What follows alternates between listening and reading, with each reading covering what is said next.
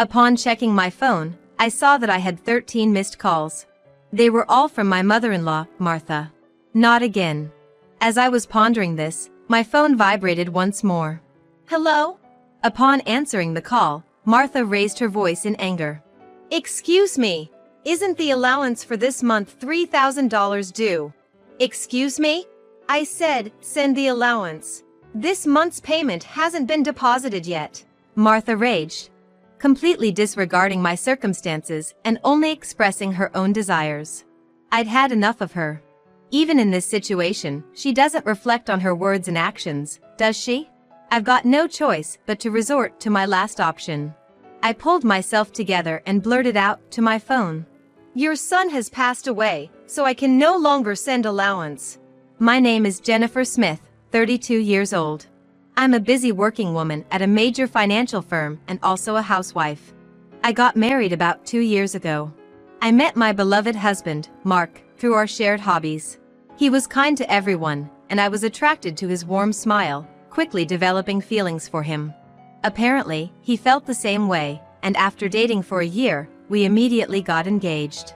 We both believed that we wouldn't meet anyone better than each other. We were living together while dating, and without any major quarrels, we decided to marry. Everything went smoothly for us, but here's where a problem arose. That was Martha, my mother-in-law.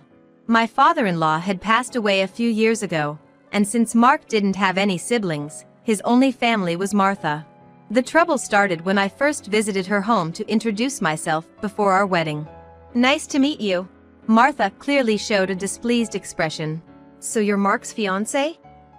Yes. My name is Jennifer Miller. You're a rather plain girl. I wonder what Mark sees in you. Huh? I couldn't tell if she was joking or seriously meant what she said. Having such words directed at me by the mother of my loved one, I was quite shocked. Seeing my state, Mark frowned at Martha. Hey, Mom. What's with the sudden harsh words? How can you say such things to the person I chose? No, Mark. I'm just trying to choose a suitable woman for you. Choose? I'm the one who chose her. You have no right to meddle. Don't say it in such a cold way. I'm just telling the truth because I care about you. If you were really thinking of me, you'd simply support us. Why can't you understand such a simple thing? The air turned heavy as an argument unfolded between mother and son right before my eyes. Given that this was my first meeting with Martha, I wasn't in a position to intervene. Although the atmosphere remained awkward, we ultimately managed to express our intent to marry. As we were leaving, Martha called out to Mark, sounding somewhat disgruntled. Mark, can I have a word? You're going to keep that promise after you get married, right? What promise? You know, about the allowance. Ah, that. Yes, I'll be sure to take care of that. Can we not discuss it here, please? Well, I was just asking. Throughout, the atmosphere between my husband and his mother was tense, and the air was thick with discomfort. In the car on the way home, I asked Mark about the thing that had been bothering me. Hey, Mark. About the conversation you had with your mom as we were leaving. Yeah, I should have told you about it, Jennifer. I heard something about an allowance. After my dad passed away, I've been sending money to my mom every month. How much? $2,000. What? $2,000? I couldn't help but raise my voice in surprise. He then sighed deeply and began to speak slowly. Actually, my mom has a debt. A debt? She lost a lot of money at a casino a long time ago. She's still paying it off, and because her health isn't great these days, she spends a lot of time at home. But she still needs money to live on, right? But $2,000, isn't that a bit too much? If I try to lower the amount, she keeps calling me over and over. And no matter what, a mother is still a mother. I worry about her living alone. I see. Mark is really devoted to his mother. But of course, that makes sense. Since his father passed away, Martha has been the only family he has left. Regardless of her character, she's still his beloved mother. At that time, I only thought of my husband as a kind person. 2 months after our wedding, during my lunch break one day, I received a phone call on my smartphone. The call was from Martha. When I answered with a hello, Martha began to speak in a cheerful tone. Jennifer? Long time no see. Can we chat for a bit? Yes. What can I do for you? Well, I was hoping you could start sending me money. Excuse me? I was so taken aback she couldn't find the words to respond. However, Martha seemed excited to continue the conversation. You mentioned before that you're working for a financial company, right? That means you have a good salary, doesn't it? Well, not exactly. What? You're lying to avoid giving me money? That's not what I mean. Then what is it? But Martha, you're still receiving financial support from Mark, aren't you? To my question, Martha responded in defiance, so what? Jennifer sternly stated what she felt Martha was not appreciating. Martha, receiving $2,000 monthly support is a big deal. And yet, you're asking for more. Really? You think so? If you were to send me an additional $1,000, I could avoid burdening Mark. What do you mean by that? Well, I have Mark as a guarantor for my debts. If I fail to make payments, the debt collectors will go after him. Do you understand? But aren't you using part of Mark's $2,000 to pay back the debt?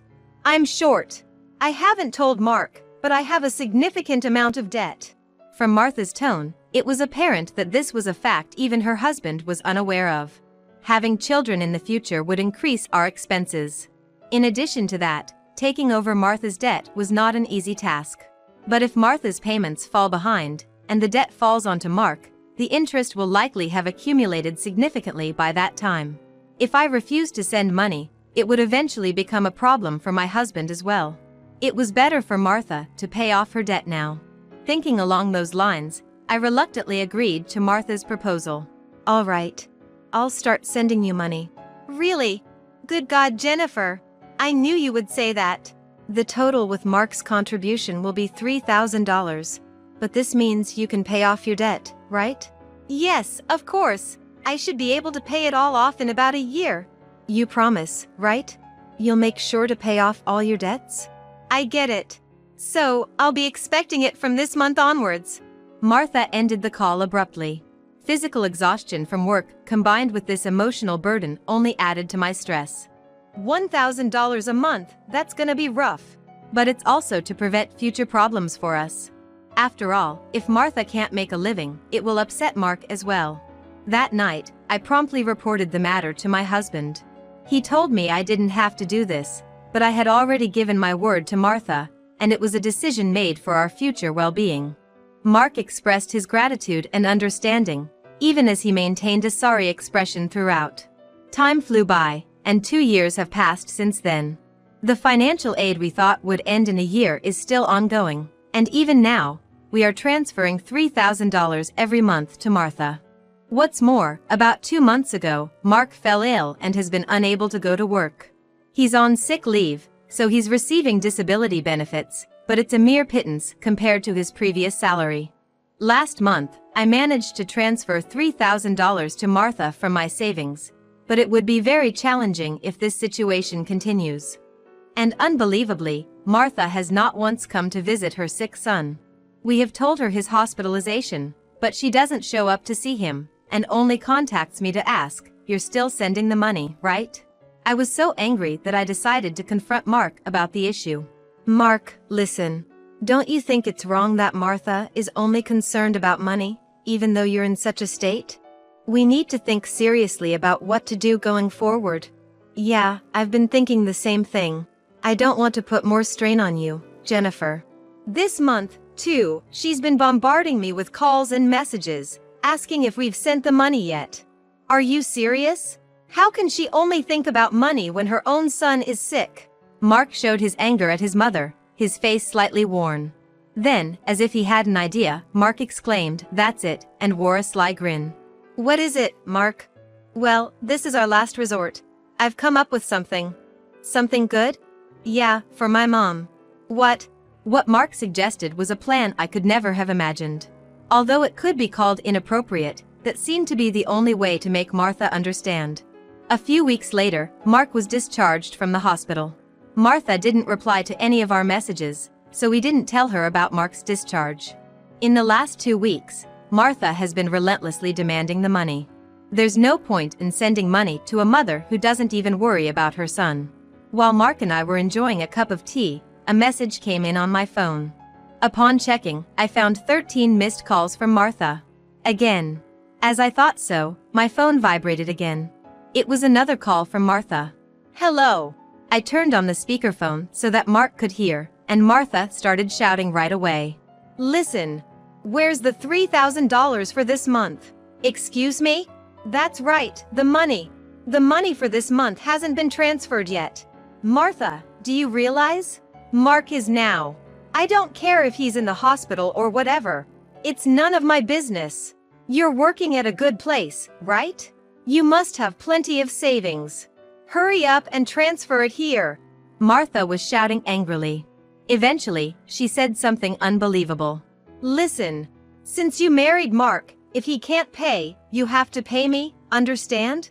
If you refuse, I'll make you the guarantor, got it? At that moment, something inside me snapped. She was displaying her desires openly, without considering our situation at all. I had reached my breaking point with her. She didn't even try to reflect on her own actions. Now, I had no choice but to resort to the last resort. I firmly declared into my smartphone, Mark has passed away. I can't send you any more money. At these words, Martha blurted out a baffled what? Yes, this was the last resort that my husband suggested. Lie to Martha about Mark's death and observe her reaction. If she showed any sign of sadness, if she reflected on her behavior and apologized, we would continue to support her financially. But if she didn't reflect, if she demanded money, we would sever ties completely. Deep down, I thought that even a money-grubbing woman like Martha would deeply reflect on her actions if she were told that her own son had died. But the very next moment, Martha burst into loud laughter. Yay! What's so funny? Well, isn't it obvious? If Mark is dead, that means his inheritance will be distributed to me too. Excuse me? I've been looking into it since I heard that Mark was sick. Listen here, 2/3 of Mark's assets are yours, but 1/3 is mine. I was at a loss for words. I never thought that when she first heard that her son was sick, she wouldn't look into treatment, but into how the inheritance would be divided. My anger surpassed, I was simply dumbfounded. My husband seemed to feel the same way, and as our eyes met, he slowly nodded. This was the signal to continue with the plan. I once again said to Martha in a strong tone, Martha, did you hear what I said? Mark is dead. I heard. What about it? Aren't you sad? Your own son passed away before you. You. Just make sure to send me some. I won't let you get away with not doing it. With a click, the phone line was cut off and a dial tone echoed. I glanced at my husband and saw that he was shaking, his face red with anger. Mark, are you okay? As I asked, my husband looked into my eyes and said, I'm cutting ties with her. She'll likely come here eventually, demanding money. Let's wait until then. Okay. But are you really okay with this? Cutting off ties just like that? Yeah. I have no regrets after that call. She's no mother. My husband's eyes were filled with hatred. And I felt the same way. A person who only thinks about money over her own son's life is not a family to me. A few days later, as we expected, Martha came to our house. For the time being, I decided to hide my husband in the next room and deal with Martha myself. Then Martha approached me with a face like a demon. Hey, give me Mark's inheritance right now. Again with that? Anything else to say? He's already dead, isn't he? It's pointless to say anything now. Yet, you never even visited him. What are you saying? Are you really his mother? You're so annoying. Give me the inheritance right away. I don't mind getting a lawyer. Speaking more would be a waste of time. Just as I thought that, my husband emerged from the next room. Seeing him, Martha let out a startled gasp as if she had seen a ghost. Mark! Why? Weren't you dead? Long time no see, Mom. Sorry, but the news about my death was a lie. Lie? How could you be so disrespectful? I wanted to confirm your true nature, Mom. I was curious about how you'd handle the allowance if I, your son, died.